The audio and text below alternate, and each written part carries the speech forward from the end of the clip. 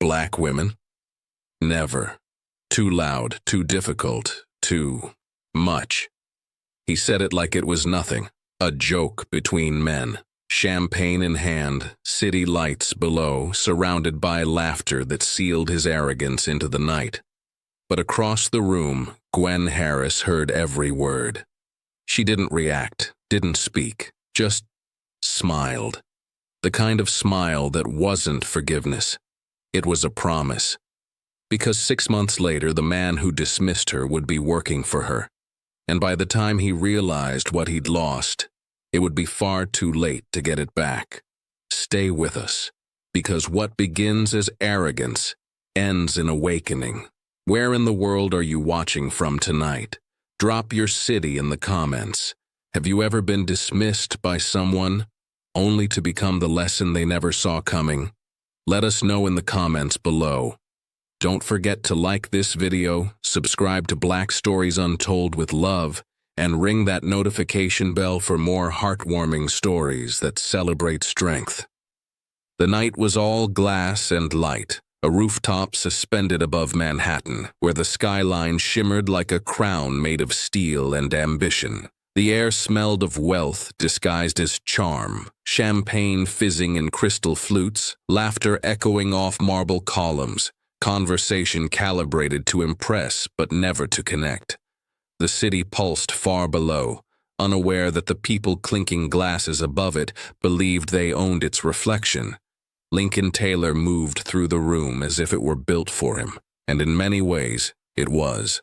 At 37, he was the youngest creative director in the history of Taylor & Company, an architectural firm whose buildings defined the city's skyline and whose name opened doors that others never even saw.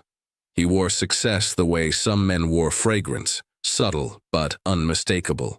His suit was a deep charcoal, tailored within an inch of perfection. His cufflinks gleamed with quiet arrogance. Every handshake came with a compliment, every compliment with calculation. He was magnetic, even when he wasn't trying to be, especially when he wasn't trying. Colleagues orbited him, young associates hungry for approval, clients drawn to his smooth confidence. He laughed easily, never too loud, just enough to signal power without effort. It was a performance honed over years, but one he no longer realized he was giving. At the edge of the terrace, a group gathered around him, half admiring, half competing. Someone, emboldened by too much whiskey, leaned in with a grin. "Come on, Lincoln. You've got to have a type." The question was harmless enough, tossed like a pebble into a pond. Lincoln's smile sharpened, his glass raised halfway to his lips. "A type?" he echoed. "Let's just say I appreciate simplicity." Laughter followed, light and approving. Then, as if he couldn't help himself, he added, "I'd never date a black woman. Too much drama. Too much everything." The words slipped out smooth as silk and cut just as clean. For a second, no one moved. Then came the laughter, a ripple of amusement meant to drown discomfort. Lincoln's own chuckle joined it, low and easy, as if the statement were nothing but banter, as if the air hadn't just shifted. Across the room, the string quartet played something delicate, the city lights painting gold across glass, and somewhere near the bar, a woman's laughter, rich, melodic, faltered mid-note. Gwen Harris had been in the middle of a conversation with a city planner, one hand resting lightly on her wine glass, her smile poised but genuine. The pause was small, almost imperceptible, but it broke the rhythm of the night. She didn't turn toward the sound of his voice right away. Instead, she took a slow breath, her expression smoothing into composure. Her skin caught the soft light like bronze kissed by candle flame. Her hair was styled in natural waves that framed her face, her eyes calm but edged with knowing. When she finally glanced in his direction, their eyes didn't meet, not yet. But her silence met his arrogance, and that was enough. Lincoln kept talking, unaware that something invisible in the room had shifted around him, He had no idea that the words he'd tossed so carelessly into the air would find a listener who would one day redefine his every conviction, not through confrontation, but through quiet, undeniable grace. Gwen lifted her glass and took a sip, her gaze lingering for just a moment longer than courtesy required. She didn't frown. She didn't react. She simply smiled, the kind of smile that wasn't forgiveness, but foresight. And as the laughter faded into the night, the city below seemed to pulse in agreement. Lincoln Taylor had no idea that before long, the woman he'd just dismissed would become the lesson his polished world was never prepared to learn. The glass doors whispered open, and the hum of conversation shifted almost imperceptibly, the way it does when someone enters a room, not by force, but by presence. Gwen Harris stepped inside, the city skyline framing her like a painting come to life. Her cobalt gown moved with liquid ease, catching light in soft ripples that made her seem part of the night itself. She carried herself with quiet certainty, the kind that didn't demand attention but drew it anyway. Gwen wasn't there to impress. She was there to work. A cultural curator brought on to advise Taylor and Company on a major urban renewal project. She had spent years building a reputation rooted in integrity, a voice that spoke truth to the polished spaces where truth was often unwelcome. Her confidence was measured, her warmth deliberate, and her intelligence the kind that didn't need to be proven. It simply existed, steady as gravity. Lincoln noticed her before he understood why. He had been laughing with a client near the terrace rail when movement in his peripheral vision pulled him in. There was something about her entrance, not dramatic, not ostentatious, but entirely self-possessed, that unsettled his rhythm. The woman he had so easily excluded in theory now stood as the most compelling figure in the room. Their first meeting came through coincidence, or maybe inevitability. Gwen was being introduced to the firm's senior partners when Lincoln turned from the bar, drink in hand. Their eyes met, his sharp with curiosity, hers calm, assessing. He expected deference, the polite warmth most people offered him on reflex. Instead, she gave him composure. "Lincoln Taylor," he said, his voice even. "We haven't met." "Not yet," she replied. Her smile was polite but unbent. "Gwen Harris. I'll be consulting on the Heritage District project." He blinked, momentarily thrown. "Ah, the community redevelopment." She tilted her head slightly. "Some might call it displacement if it's not done thoughtfully. It wasn't confrontation, just truth dressed in velvet. But it landed." A few nearby guests shifted, sensing the current change. Lincoln recovered with a smooth smile, but something in his posture softened. Not out of guilt, but recognition. He was looking at someone who saw through him, and he didn't know how to hide from it. For the rest of the evening, his attention betrayed him. No matter how many conversations he drifted into, his gaze found her across the room. The gleam of her skin against the city lights, the easy way she listened, the intelligence alive behind her stillness. She wasn't trying to charm anyone. She didn't need to. When she laughed, the sound carried just enough to reach him, low and melodic, effortless. He told himself it was just curiosity, that he admired her professionalism. But as the night deepened, Lincoln Taylor, a man who prided himself on control, realized with a faint unease that something about Gwen Harris had quietly rewritten the room, and for the first time in years, he wasn't sure who he was supposed to be in it. The party had found its rhythm again, laughter floating across the terrace, violins weaving through the hum of conversation. Gwen stood near a sculptural fountain, the soft rush of water blurring the noise behind her. Lincoln approached with the confidence of a man used to being welcomed. Yet as he drew closer, there was a flicker of hesitation, a faint awareness that the ground might not shift in his favor this time. "Enjoying the view?" he asked, gesturing toward the sprawl of Manhattan below. The skyline shimmered in glass and gold, every tower a monument to human ambition. "It's impressive," she said, her tone even. "Though sometimes I wonder if all this light hides more than it reveals." He smiled, the kind of smooth, easy expression that had disarmed hundreds before her. "You sound like a critic."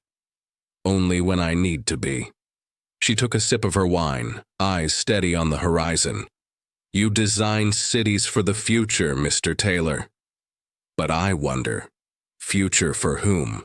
The question hung there, delicate and dangerous. He gave a small laugh, trying to diffuse it. "For everyone, ideally. Progress benefits all." "Does it?" she asked quietly.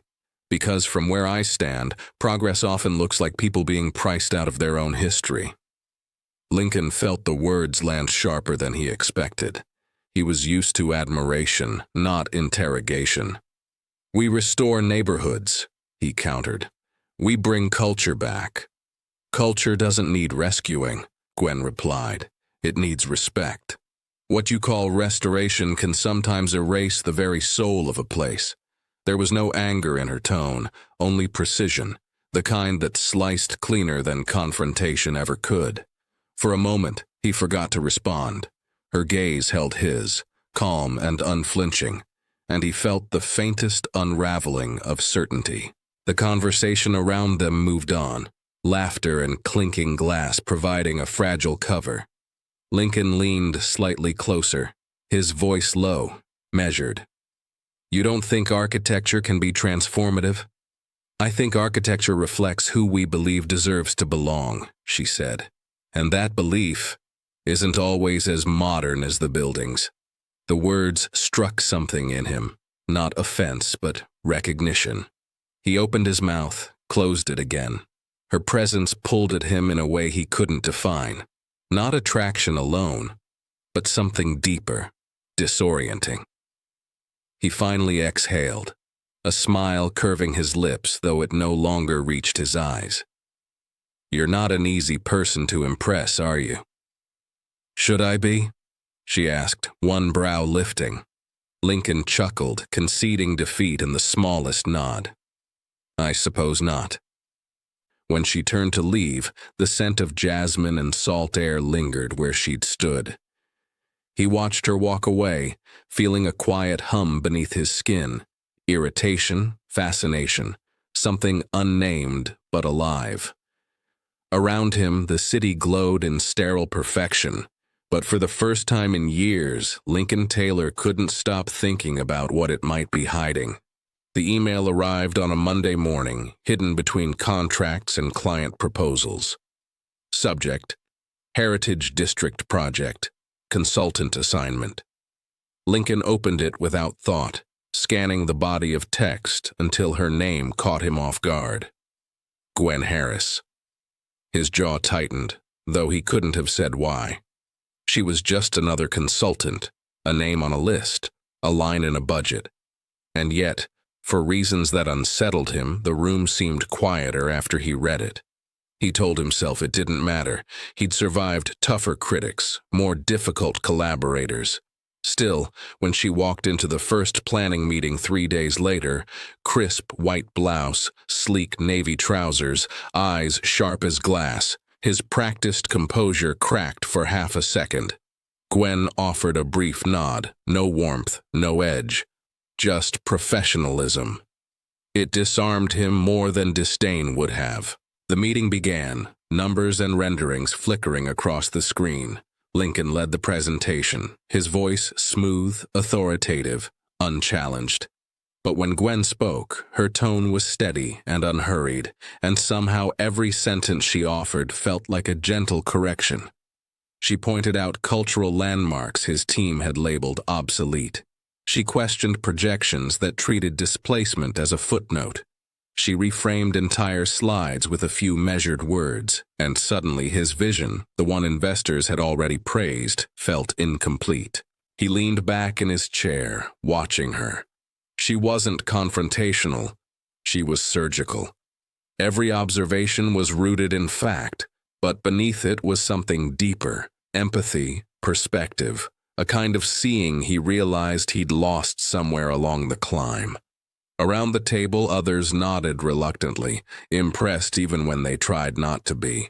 Lincoln forced a smile, pretending to take notes while something inside him stirred, discomfort that felt dangerously close to admiration. After the meeting, he found her by the elevators. "You don't pull punches," he said, half a compliment, half a test. She looked up, her expression unreadable. "I don't see the point in decorating truth." He laughed softly, though it came out hollow. "You'll find most people here prefer things a little more polished." "Then they'll have to get used to texture," she replied. The elevator doors opened, and she stepped inside without waiting for his response. That night, Lincoln stayed late at the office, staring at the glowing blueprints on his screen. For the first time, they looked sterile, beautiful, but soulless. He traced the outlines of the neighborhoods slated for redevelopment, his reflection caught faintly in the glass of the monitor. Gwen's words echoed, quiet but persistent. Who gets to belong? He closed the laptop, the question following him into the darkened hall. He had built his career on shaping cities, on defining space and form. But now, one conversation at a time, Gwen Harris was quietly rebuilding something else, the architecture of his conscience. The weeks blurred into late nights, empty offices humming under fluorescent light, half-finished models scattered across tables like relics of a shared obsession. Gwen and Lincoln had settled into a rhythm that neither of them could quite name. They spoke less formally now, traded ideas instead of arguments, and occasionally, when the fatigue softened their edges, even laughter. Hers was low and unguarded, the kind that reached her eyes. Every time it surfaced, something in him loosened, and he found himself saying things he hadn't meant to share. Small stories, unpolished truths. Yet beneath the growing ease, tension pulsed quietly. Lincoln caught himself watching her when she wasn't looking, admiring the way her focus sharpened the room. There was grace in the precision of her movements, the way she leaned over blueprints, pen tapping lightly against her lip, mind always 2 steps ahead. His usual charm, the one that won over clients and critics alike, faltered here. Gwen didn't flinch at flattery, didn't reward performance. Her steadiness made his bravado look like noise. Still, the outside world hadn't changed. In meetings, he began noticing what he'd once ignored. The interruptions when Gwen spoke, the way a client redirected her insights toward him as though she were a supporting act. The subtle pauses before they addressed her ideas, those fractions of seconds heavy with unspoken bias. He felt it now, in ways he never had before, and every instance landed like a bruise he hadn't earned but couldn't unsee. That afternoon's meeting had been worse than most.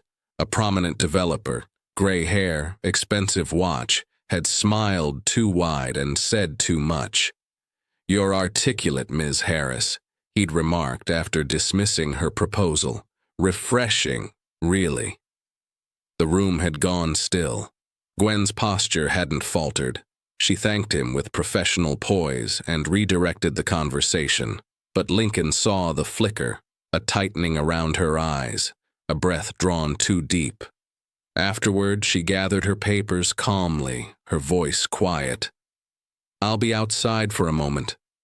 He found her on the terrace, leaning against the railing as the city exhaled below.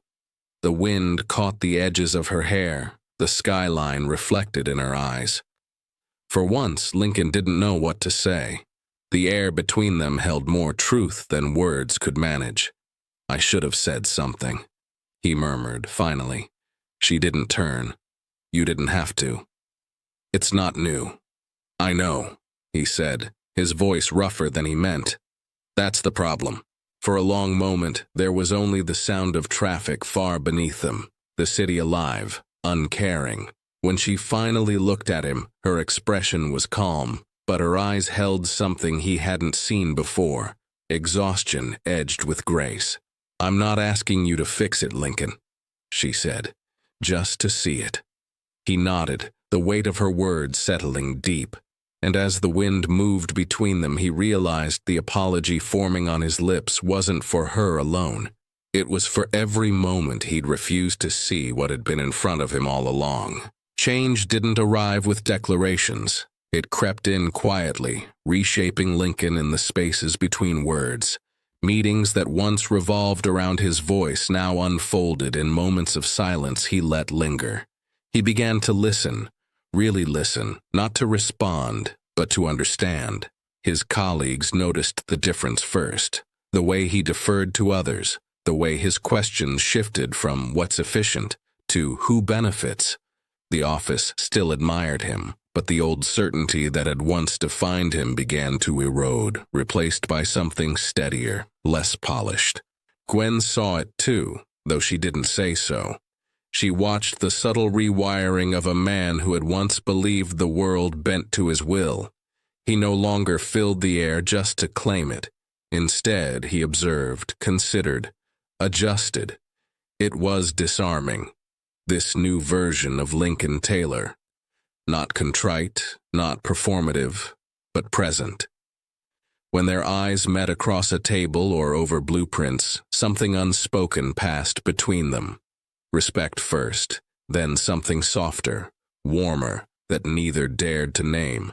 Late nights became familiar again, but different now. The hum of computers replaced by easy conversation, their laughter low and genuine. He found himself drawn to her stillness, the way she could command a room without raising her voice, the quiet conviction in everything she said. Once, that steadiness would have intimidated him. Now it grounded him. Gwen, in turn, saw the edges of him blur, less arrogance, more awareness. She wouldn't admit it aloud, but she began to trust him in small ways.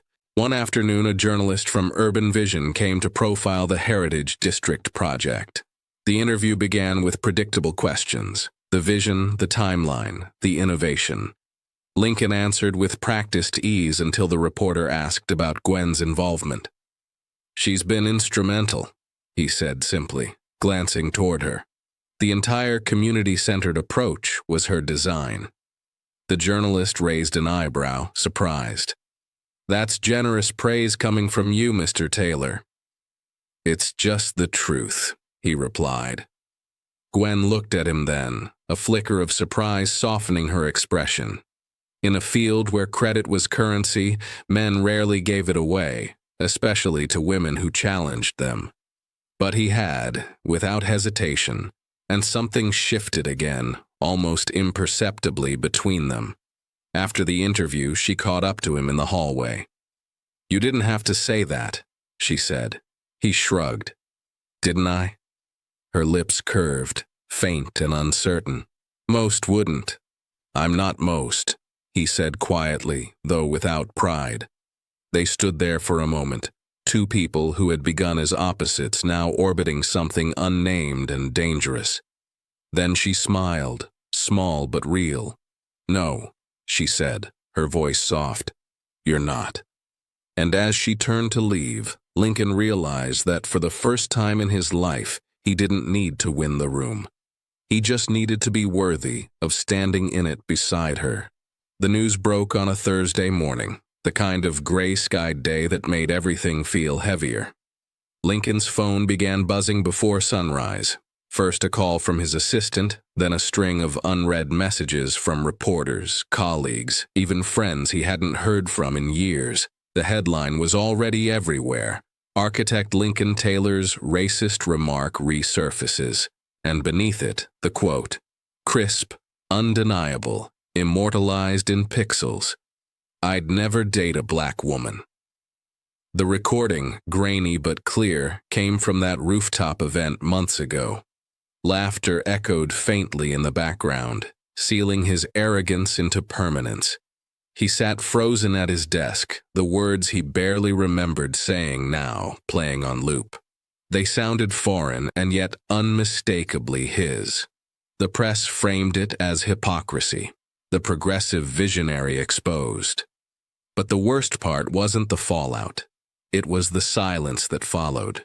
By noon, his team had pulled out of interviews. Clients paused projects. Colleagues avoided eye contact in the hallway. The firm's board demanded a statement. Lincoln drafted one, full of polished regret and neutral phrases, taken out of context. Does not reflect my values. But every line felt hollow, dishonest. And then came Gwen. She hadn't answered his calls all morning. When she finally arrived at the office, she moved through the corridor with her usual calm, though something in her stillness felt sharper than before. The other staff quieted as she passed, pity shadowing their glances. When Lincoln stood from his desk, she looked at him once, not coldly, just knowingly. "I won't speak for you," she said simply. "This is yours to face." He nodded, but the gesture felt small, almost meaningless. "Gwen, I didn't—" "You did," she interrupted, her voice steady. "Maybe not now. Maybe not anymore. But you did." The truth landed harder than accusation ever could. She wasn't angry. That might have been easier. She was disappointed, and that hurt more. In the days that followed, she said nothing to the press. When journalists tried to bait her, she refused every comment. Not to protect him, but because her silence was its own statement. She wouldn't be his alibi. Meanwhile, Lincoln's silence, once his armor, his control, began to feel like cowardice. He couldn't hide behind strategy anymore. His words had become a mirror, reflecting the ugliness he had buried under years of intellect and success.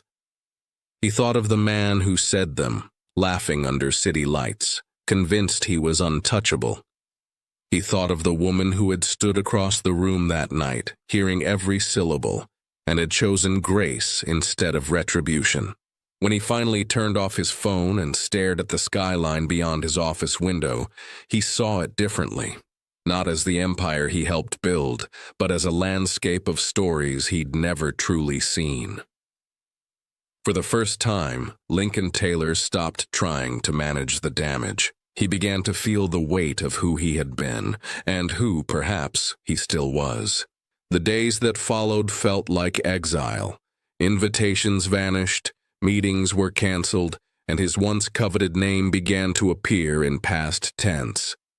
Was one of the city's leading architects.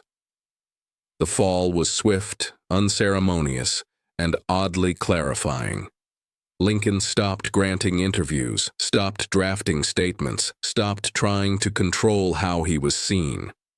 The silence that had once been his strategy became something else entirely, space to confront what his words had revealed. He spent mornings in his office, though it no longer felt like his. The framed awards on the wall looked like artifacts of someone else's ambition. For years, he had built his reputation on vision, on knowing what a city needed before it knew itself.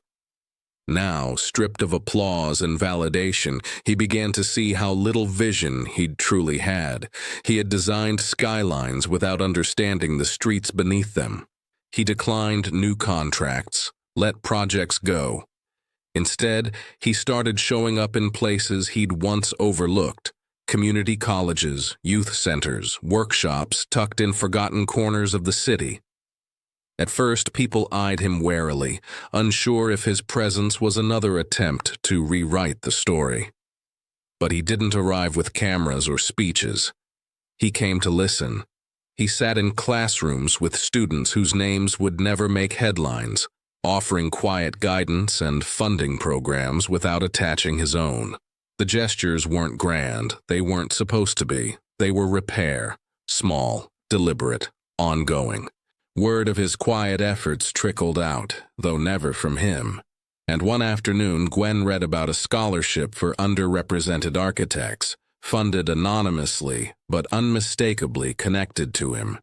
She stared at the headline longer than she meant to.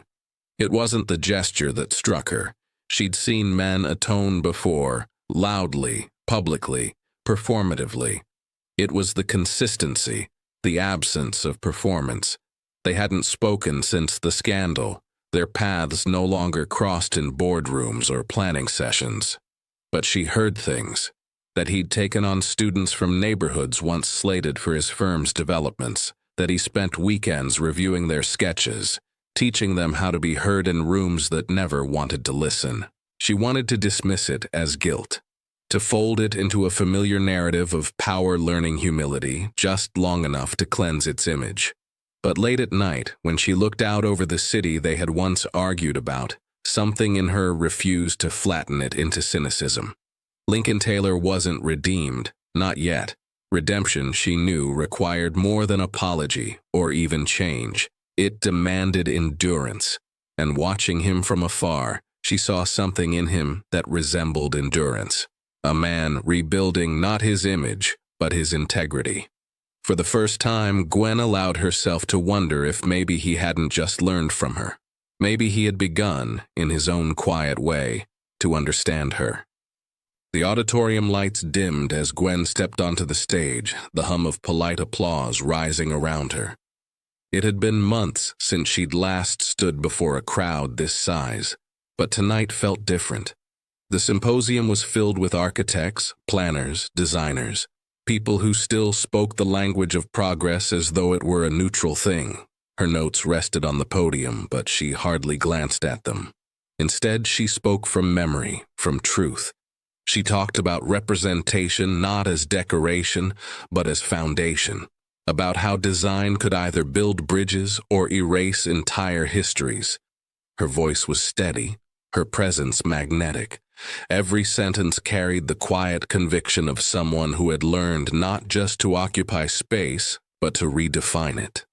When she finished, the room was still for a beat, that sharp, suspended silence before the applause breaks. And when it came, it filled the hall like a tide. Afterward, she lingered near the edge of the stage, exchanging brief words with attendees. Compliments blurred together, kind, distant, professional. She smiled through them all until a voice rose from behind the crowd, familiar in tone but stripped of the polish it once carried. "Thank you," it said simply. She turned, and there he was. Lincoln stood among the shifting crowd, not in his usual tailored suit but a plain gray jacket, sleeves rolled to his elbows, a messenger bag slung across his shoulder. The man before her looked smaller somehow, not diminished, but human. The arrogance that had once clung to him like armor was gone, replaced by a kind of quiet honesty that caught her completely off guard. "Lincoln," she said softly. It wasn't a question, but it felt like one. He gave a small nod, eyes meeting hers without flinching. "I didn't come to make this complicated," he said. "I just wanted to listen. You've been doing what I should have been doing all along, building something that lasts." She studied him for a moment, searching for performance, for the hint of a script. There was none, just sincerity, steady and unadorned. "You didn't owe me this," she said. "I did," he replied, "but not the way you think." He hesitated, his voice softening. "I didn't fall for you because you proved me wrong. I fell for you because you made me want to be right." The words landed with quiet weight. They weren't an apology, not exactly. They were something truer, an acknowledgement of change born not from shame but understanding. Gwen held his gaze, the noise of the symposium fading around them. For the first time, she saw him not as the man he had been, but as the one he was still trying to become. She didn't forgive him, not yet. But when she finally smiled, it was small, real, and enough.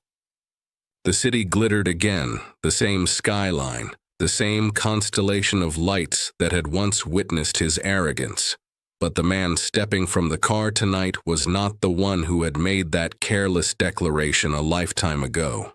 Lincoln adjusted his cufflinks out of habit, not vanity, and glanced toward the woman beside him. Gwen emerged in a gown the color of midnight silk, her skin luminous under the soft glow of the entrance lights. She wasn't adorned to impress. She was radiant because she no longer needed to prove anything to anyone. They entered the gala together, the soft click of her heels echoing against marble floors. Conversations dimmed the moment they appeared, curiosity rippling through the crowd like a subtle wave. It wasn't scandal anymore that followed them. It was fascination. The room that had once decided who was worthy of being seen now paused to watch the very woman it had underestimated. Lincoln's hand rested lightly against the small of her back, not as possession, but as partnership. He didn't shield her from the stares. He didn't need to. His quiet presence beside her said what words never could. She was not here because of him. He was here because of her. The orchestra's music rose, delicate and poised, and the ballroom came alive in motion again. Gwen moved through it with practiced ease, her smile graceful, her laughter unforced. A few of the same faces from that first rooftop event approached, polite compliments masking old discomfort. She accepted them all with warmth that didn't bend. When one woman murmured, "You look stunning tonight," Gwen's response was simple and sure. "I always did," she said lightly, and the conversation ended there. Lincoln watched her from across the room, the way light seemed to find her no matter where she stood. The woman who had once challenged his worldview now defined the horizon of it. Every choice he made, in work, in life, was different now, shaped by the lesson she had never tried to teach but had embodied all along. To truly see, one had to unlearn the blindness of comfort. As the evening wore on, the air shifted again, just as it had that first night they met. Only this time, it was not discomfort that filled it. It was reverence. The room didn't just look at her, it listened to her. When she spoke to the hosts, when she laughed with the musicians, when she stood quietly near the balcony, the energy followed her lead. Lincoln joined her there, the city glittering below like an echo of their beginning. She glanced at him, that same faint smile curving her lips. "You remember this view?" she asked. "I do," he said, his voice low. "But I see it differently now." Her fingers brushed his, not as an ending, but as the quiet proof of everything they'd rebuilt. The man who once said he'd never date a black woman now stood beside the woman who taught him what love and seeing truly mean. And as the crowd swirled around them, Gwen Harris didn't just belong in the room, she owned it. If this story stirred something in you, share it. Because somewhere tonight, someone is being dismissed in a boardroom, overlooked at an entrance, reduced to a stereotype with champagne confidence, and they need to be reminded that quiet dignity isn't weakness. It's power waiting for its moment. Drop a comment below if you've ever been underestimated by someone who later had to reckon with your brilliance. Thanks for watching. If you enjoyed this video, give it a like, drop a comment, and share it with a friend. And don't forget to subscribe to Black Stories Untold for more stories that uncover hidden struggles, celebrate strength, and remind us that every voice matters.